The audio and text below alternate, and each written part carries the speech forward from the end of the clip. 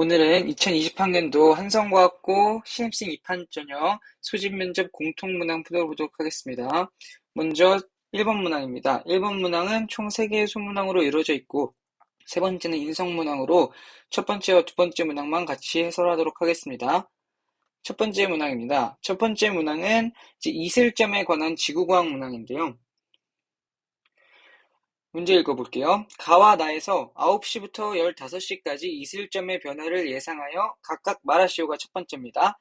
먼저 가와 나 그래프에서 9시부터 15시까지를 한번 자세히 들여다보도록 할게요. 9시 하나 그어주고요. 15시 하나 그어줄게요.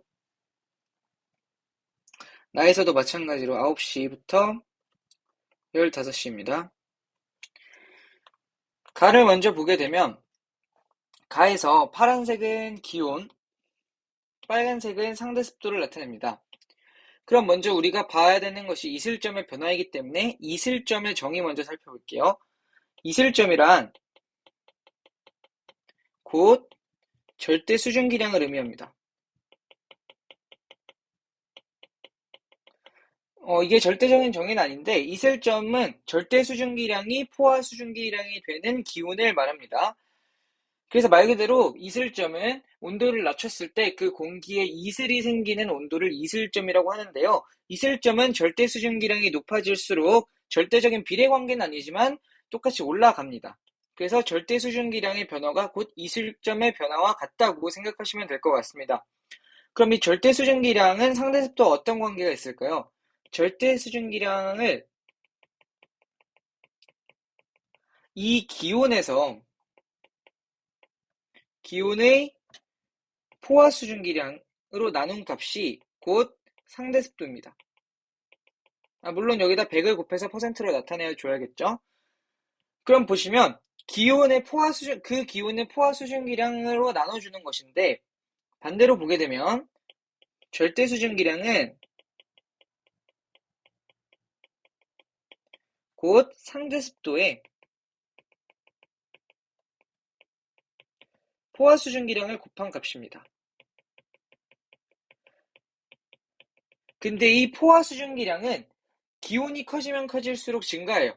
그래서 이 포화 수증기량을 기온이라고 봐도 되겠습니다. 왜냐하면 여기서는 정확한 수치를 따지는 게 아니라 그 변화를 보는 거기 때문에 이 포화 수증기량과 기온의 변화 추이가 같아서 포화 수증기량 대신 기온을 써줘도 될 겁니다. 그래서 이러한 식이 완성이 됐어요. 상대 습도 곱하기 기온이 절대 수증기량이다. 그럼 첫 번째 볼게요. 여기서 상대 습도는 감소하죠. 그리고 기온은 증가합니다. 그럼 이 둘의 곱은 일정한 상태로 유지될 거예요. 물론 조금의 변화는 있겠지만 지금 이 상황에서 각각의 변화가 서로의 변화를 완충해주죠. 상쇄해주는 작용이기 때문에 이러한 이슬점이 일정하다고 생각할 수 있습니다. 그래서 가의 이슬점은 일정한 경향성을 보이게 될 겁니다. 그다음에 나를 보겠습니다. 나도 같은 방법으로 하면 되는데요. 나에서는 일정한 게 하나가 있죠. 바로 상대 습도가 일정하게 됩니다. 그런데 이때 기온이 증가하게 되겠죠. 기온이 증가하고 있으니까 상대 습도 곱하기 기온은 전체적으로 증가하게 될 겁니다. 그러면 절대 수증기량도 증가하고 아까 이슬점이 절대 수증기량과 같은 변화 추이를 갖는다고 했으니 이슬점도 증가하게 되겠네요. 그래서 이슬점도 증가한다 라고 하셔야 맞습니다. 자, 그 다음 또한 야외로 여행을 간다면 가와 나중 어느 날이 좋을지 선택하고 그 이유를 제시된 자료를 활용하여 설명하시오. 자, 보시면 가의 경우는 특별한 특이점이 없는데 나를 보시면 이슬점이 100%, 이슬점이 아니라 상대 습도가 100%에 근접하는 구간이 나옵니다.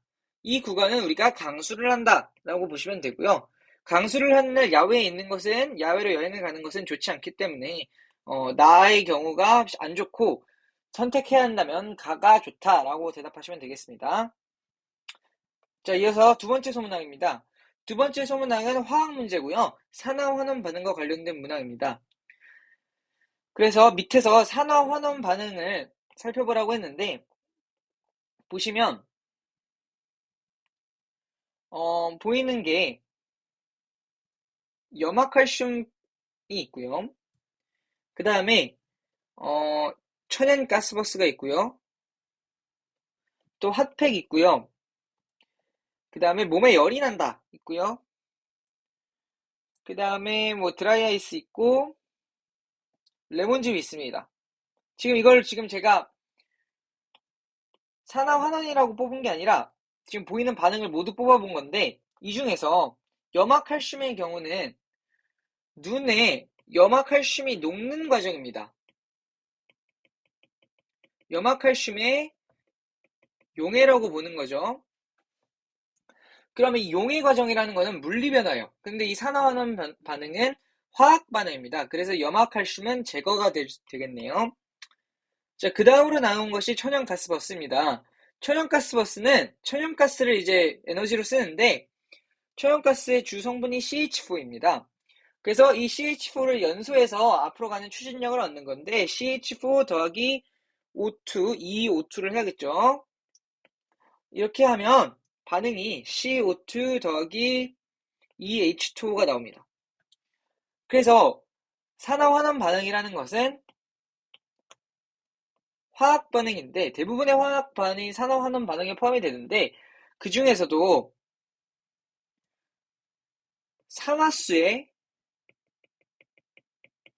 변화가 있는 반응입니다. 근데 대부분 화학 반응이 산화수의 변화가 있기 때문에 뭐 크게 그냥 화학 반응을 생각하셔도 되는데 이제 한번 검증을 해주는 작업이 필요하겠죠. 그래서 산화수의 변화가 있는지 살펴보겠습니다. 먼저 H의 경우는 수소의 경우는 산화수 플러스 1을 뜰 거고요. 이 산화수에 대한 정확한 개념이 잡혀 있어야 풀 수 있는 문제였습니다. 그래서 C가 마이너스 4, O는 여기서 O랑 O가 같이 잡혀 있기 때문에 서로 이중결합을 하고 있는 상태이기 때문에 각각의 산화수는 0이라고 볼 수 있어요.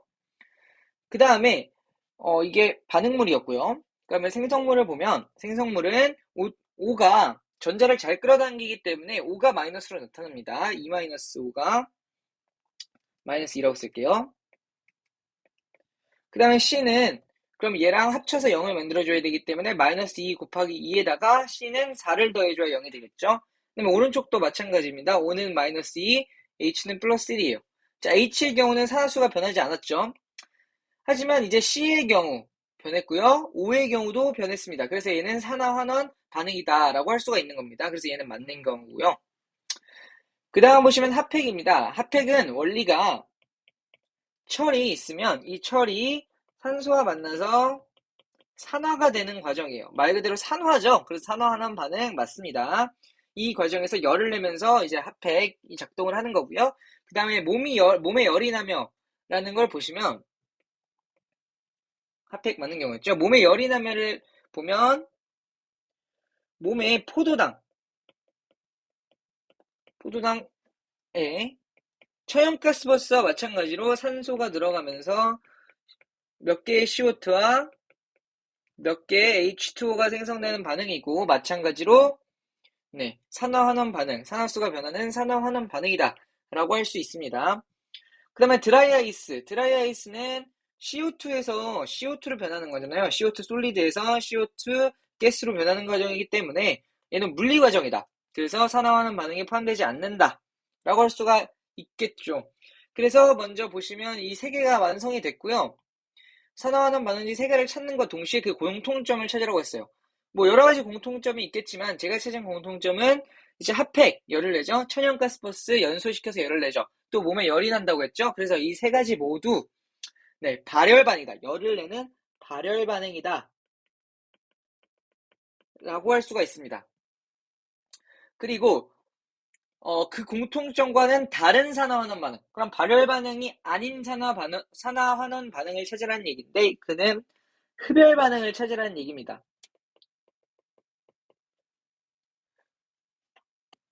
대표적인 예로는 앞서 봤던 몸에 열이 난다의 세포호흡의 역과정인 광합성이 있습니다. 광합성은 정확하게 이 정반대 과정이에요. 그러면 산화환원 반응이겠죠. 당연히 정반대 과정이니까. 그런데 여기서